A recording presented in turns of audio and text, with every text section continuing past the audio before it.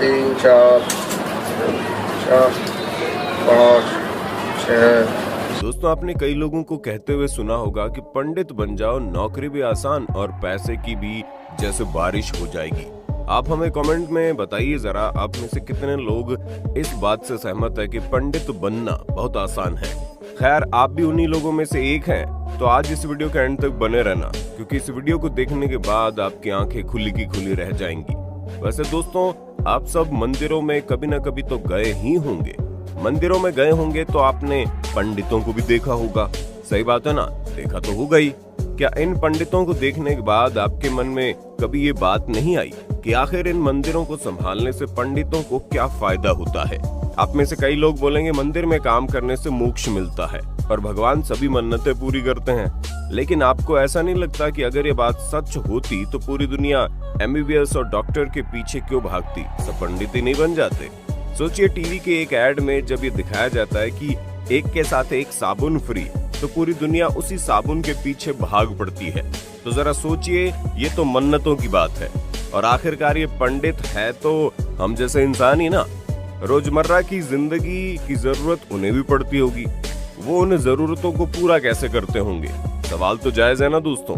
वैसे क्या आपको इन सवालों का जवाब पता है? नहीं पता तो टेंशन मत लीजिए, हम है ना। दोस्तों, आज हम उठाएंगे उस राज से पर्दा जिसके बारे में बहुत कम लोग वाकिफ होंगे। दोस्तों, कितनी होती है सरकारी पंडितों की सैलरी? यकीन मानिए, इस बात को जानने के बाद आपके होश न उड़ जाएं तो बात ही क्या है। साथ ही ये भी बताएंगे कैसे किसी पंडित की सरकारी मंदिर में भर्ती होती है। जी हाँ दोस्तों, पंडितों की भर्ती। हैरान मत होइए, आगे ऐसे और भी बहुत से मौके आएंगे। इसलिए वीडियो को शुरू करें उससे पहले बिना किसी देरी के वीडियो को लाइक और चैनल को सब्सक्राइब कर दें। दोस्तों, सबसे पहले वीडियो की शुरुआत करते हैं पंडितों की जॉब से। सैलरी जानने के लिए अंत तक बने रहिएगा।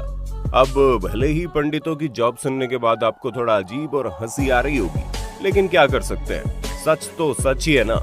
इसलिए हमारा यकीन मानिए, मंदिरों में जो आप पुजारी देखते हैं वो बिल्कुल ठीक हमारी और आपकी तरह जॉब ही करते हैं। बात यही खत्म नहीं होती दोस्तों। जिस तरह से आपका जॉब में प्रमोशन होता है, ठीक उसी तरह से टाइम पर इन पंडितों का भी प्रमोशन होता है।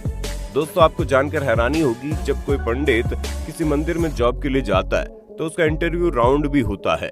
अगर वो इसे क्लियर कर पाए तो ही इन्हें नौकरी मिलती है, वरना उन्हें भी हमारी तरह खाली हाथ पैर घर लौटना पड़ता है। अगर इनका इंटरव्यू राउंड क्लियर हो गया तब तो इन्हें हमारी और आपकी तरह सैलरी भी मिलती है। वैसे सही भी है, सैलरी तो मिलनी भी चाहिए, आखिर उन्हें भी अपनी जरूरतें पूरी जो करनी पड़ती हैं। इसी बात पर वीडियो को लाइक कर दीजिए। सोचना नहीं है दोस्तों, वीडियो को लाइक करना है, कर दीजिए। दोस्तों, जैसा कि हम आपको पहले भी बता चुके हैं कि पंडित बनना इतना भी इजी नहीं है जितना आप अभी वीडियो को देखते देखते सोच रहे हैं। आप सोच रहे होंगे बस उठे, धोती पहनी, माला डाली और बन गए पंडित जी।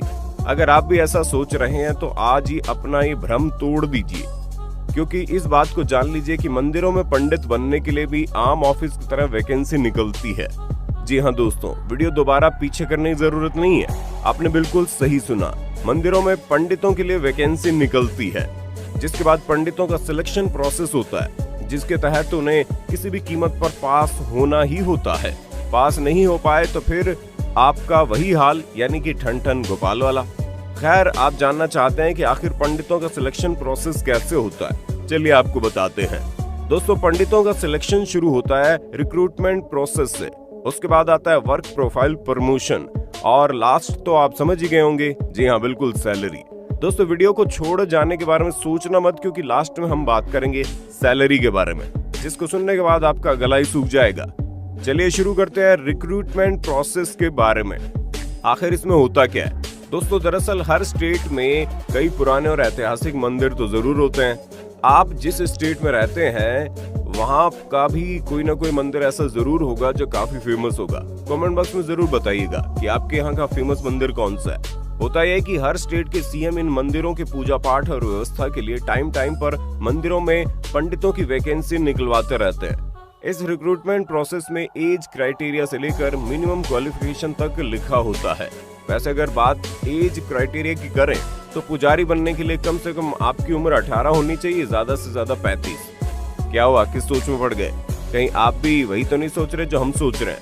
वैसे हमारे हिसाब से अभी आपके दिमाग में बात चल रही होगी कि हमने कभी किसी मंदिर में इस एज के पुजारी को तो नहीं देखा, यही सोच रहे थे ना। देखिए, हमने आपके मन की बात पढ़ ली, अब इसके लिए एक लाइक तो बनता है ना दोस्तों। होता कुछ यूं है कि दोस्तों, जब ये पुजारी मंदिर में जॉब के लिए जाते हैं तो इनकी उम्र कुछ यही होती है, लेकिन इस मंदिर में काम करते करते वहाँ उन्हें अच्छा लगने लगता है, जिसकी वजह से वो मंदिर से जाते ही नहीं है। इस कारण की वजह से आपने जितने भी पुजारियों को देखा होगा वो ज्यादातर ज्यादा उम्र के होते हैं। खैर, अब आते हैं दोस्तों क्वालिफिकेशन के मुद्दे पर। दोस्तों, अगर आप पंडित बनना चाहते हैं तो आपको 12वीं संस्कृत से पास करनी होगी। अगर आपने 12वीं साइंस, आर्ट या कॉमर्स से किया तो भूल जाइए पंडित बनने का सपना। इतना ही नहीं, आपको पुजारी बनने के लिए वरिष्ठ उपाध्याय या उत्तर मध्यमा से पास होना पड़ेगा। इन सारी चीजों में फिट बैठने के बाद हर स्टेट पंडितों के लिए एग्जाम कंडक्ट करवाती है। हंसने की जरूरत नहीं है, ये बात 100 आने सच है। जैसे एसएससी, बीपीएससी के एस्पिरेंट तो आपने देखे होंगे, आप में से कई लोग खुद इसकी तैयारी कर रहे होंगे। ठीक ऐसे ही पुजारी भी एस्पिरेंट होते हैं। अब जैसे एग्जाम क्लियर करने के बाद आप एक डिपार्टमेंट संभालते हैं, ठीक वैसे ही पुजारी अपने मंदिरों में जाते हैं। अब देखिए, आपने सारी क्राइटेरिया पास कर ली, आपका एग्जाम क्लियर हो गया, साथ ही आप जॉब में भी सिलेक्ट हो जाते हैं। इसके बाद आती है बारी वर्क प्रोफाइल की। वर्क प्रोफाइल में लिखा जाता है कि उन्हें मंदिरों में क्या, कब और कैसे कैसे करना है। भगवान की साफ सफाई, श्रृंगार के साथ साथ इन्हें मंदिर का काम भी देखना होता है। फेस्टिवल के वक्त पर मंदिरों की सजावट का काम भी इन्हीं के जिम्मे होता है।